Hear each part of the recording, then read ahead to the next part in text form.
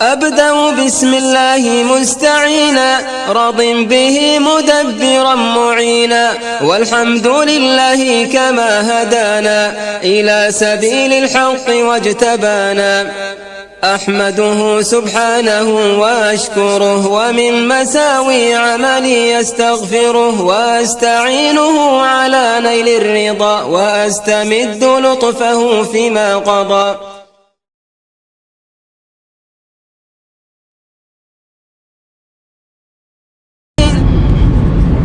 بسم الله الرحمن الرحيم والصلاة والسلام على رسول الله. Assalamu alaikum wa rahmatullahi wa barakatuh. Mes chers frères et sœurs, bienvenue dans cette nouvelle vidéo Follow Me for Hijra. Donc nous avons aujourd'hui un thème important qui revient sans cesse.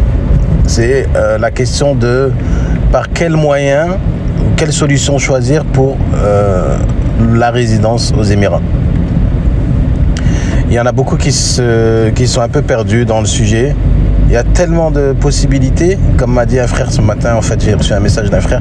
C'est lui qui m'a donné envie de faire cette vidéo afin que je puisse répondre à sa question, mais que cette réponse soit profitable à un grand nombre. Voilà. Donc quand on arrive aux Émirats, ou qu'on envisage de venir s'installer aux Émirats, il est vrai que différentes solutions sont offertes à nous pour l'obtention de l'Iqama. L'Iqama, déjà retenez bien, quand on dit l'Iqama, on parle de la résidence. Donc voilà, c'est la résidence qui permet donc d'avoir les papiers et vivre en situation régulière dans le pays, avec en étant ressortissant du pays avec une carte de résidence. Cette carte de résidence, elle s'obtient de différentes manières. On l'avait déjà évoqué dans différentes vidéos, d'accord ? Sauf que c'était pas forcément une vidéo consacrée à ça. C'était, voilà, dans les vidéos, on en a parlé souvent par fraction, comme ça. Et donc, à force de regarder les vidéos, les gens se sont fait des idées et puis on fait un choix. Maintenant, c'est vrai que ça mérite de faire une vidéo spécialement centrée sur ça. Tout d'abord, ce que j'aurais à dire, parce que c'est un sujet dont la réponse devrait être assez rapide, ce que j'ai à dire, c'est que déjà, la situation de chacun est différente.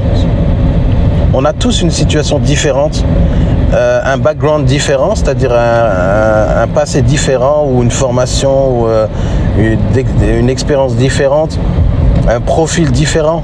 On est tous tellement différents, en fait, que quand on arrive aux Émirats, on fait des choix qui sont différents. Ce qu'il faut savoir déjà, c'est que moi je vois les Émirats un peu comme un entonnoir qui fait le tri automatiquement des gens, en fait, par rapport à justement à cette différence qu'ils ont. Il y a un tri qui se fait automatiquement. Et je m'explique. Une personne qui est fortement diplômée, qui a fait des études, quand il vient aux Émirats, que ce soit pour la hijra ou pour l'expatriation, il aspire en fait à trouver un travail de son niveau qui lui permettra de vivre. Donc on imagine que quelqu'un qui a fait un master, je sais pas moi,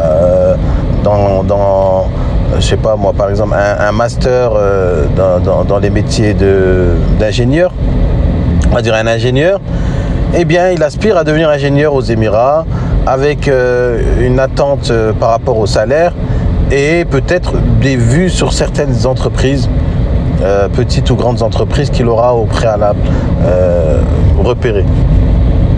Donc cette personne-là, automatiquement, l'entonnoir va le diriger vers le monde du travail, la recherche du travail, vu que lui, il se rend pour devenir un salarié d'une entreprise. Du coup, lui, là, son Iqama, il va directement bénéficier de la résidence aux Émirats via l'entreprise qui va l'employer. Donc, c'est-à-dire que si vous venez dans l'optique, je ne dis pas vous venez dans l'optique de travailler, mais si vous avez ce profil-là d'une personne diplômée, eh bien, sachez que la solution la plus adéquate, si vous voulez bien sûr rester dans le salariat, eh bien, c'est d'obtenir l'Iqama via votre entreprise, future entreprise qui vous embauchera. Voilà, parce qu'en fait, quand on vous embauche, et surtout dans ces grandes entreprises, les frais d'Iqama, de résidence sont pris en charge par l'entreprise.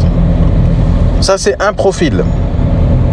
Il y a un deuxième profil, on va dire, une personne entrepreneur qui vient aux Émirats, que ce soit pour la hijra ou pour l'expatriation, et qui vient pour lancer un projet d'entreprise.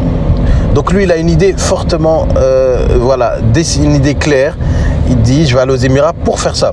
Souvent, c'est des gens qui ont déjà lancé des concepts dans d'autres pays et qui veulent reproduire ces concepts ici, si c'est compatible. Ou sinon, c'est des gens qui ont tout simplement comment on appelle ça, la fibre entrepreneuriale, et que peu importe là où ils seront dans le monde, de toute façon, ils entreprendront.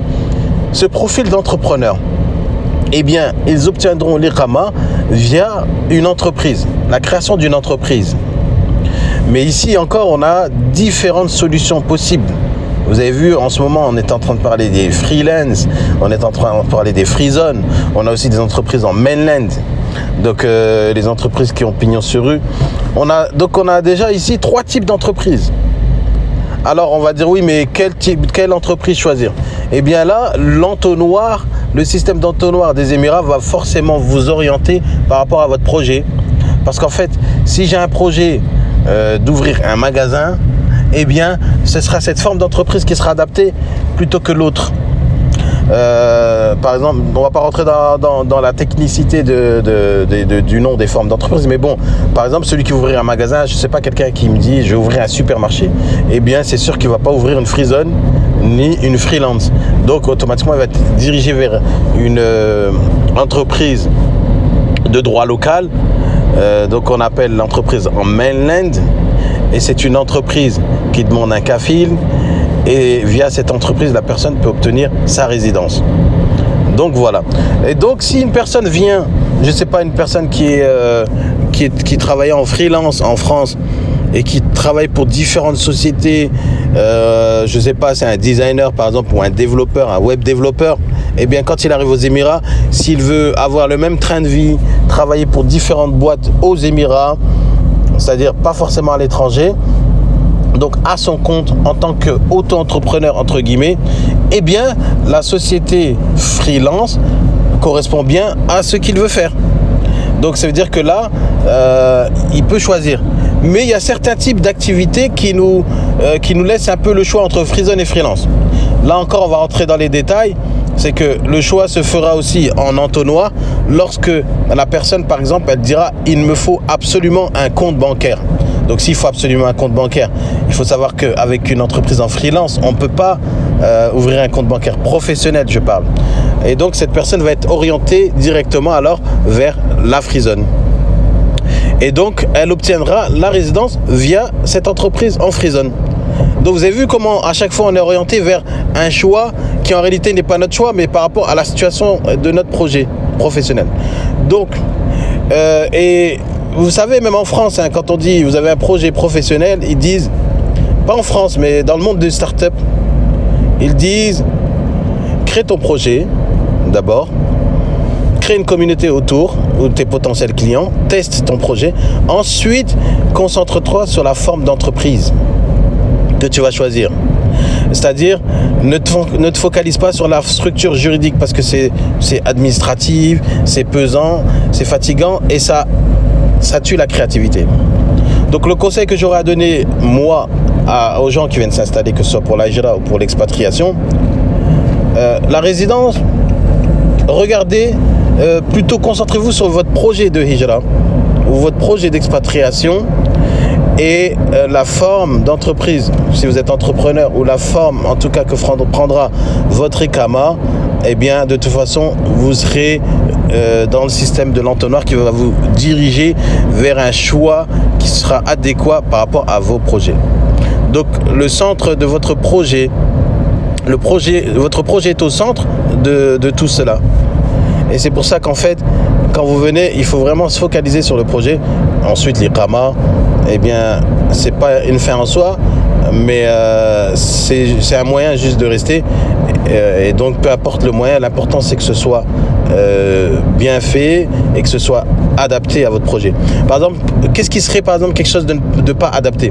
Par exemple, un frère, la première situation, une personne très diplômée qui est ingénieur. Eh bien, par exemple, elle dit, je vais aller aux Émirats pour chercher du travail. j'aimerais travailler dans une grande société avec toute mon expérience, mon bagage, mes diplômes. Et que cette personne, dès qu'elle arrive, elle crée une société. Je sais pas, elle crée une société en free zone. Elle paye 5 000 euros, 6 000 euros. Et ensuite, un mois plus tard, elle trouve du travail. Donc ça veut dire que c'est du gaspillage parce qu'elle va créer une société qu'elle va pas utiliser premièrement parce que son but c'est pas de faire une entreprise ou d'entreprendre quelque chose, mais c'était juste pour avoir l'Iqama via une société. Mais là c'est une erreur. Et il aurait fallu à la personne patienter, faire une bonne recherche d'emploi pendant 3 mois, quitte à renouveler son visa de touriste, passer à 6 mois, rechercher du travail, obtenir le poste, obtenir l'Iqama et ensuite sponsoriser sa famille. Voilà, donc je dis pas que c'est pas compatible. On peut très bien se dire, bon, moi je pense que ma recherche d'emploi va prendre du temps, je me laisse 1 an et donc je préfère faire une société en attendant et avoir l'Iqama. Dans ce cas-là, il faudrait partir peut-être pour une société en freelance, vu que c'est la forme d'entreprise la moins chère. Voilà, donc c'est pour vous donner un peu des idées par rapport à ça. Ne vous inquiétez pas par rapport à l'Iqama, juste focalisez-vous sur le projet, gardez votre créativité au plein, fort, gardez une forte créativité et ne vous fatiguez pas pour l'administration. Et en plus, vous pouvez déléguer tout cela à des gens compétents qui sont là, qui savent faire ça et le temps que vous allez consacrer à votre projet sera beaucoup plus profitable que le temps que vous allez passer à trouver l'Iqama qui correspond à vous. Donc voilà, jazakumullah khairan, hafizakumullah, assalamu alaikum wa rahmatullahi wa barakatuh.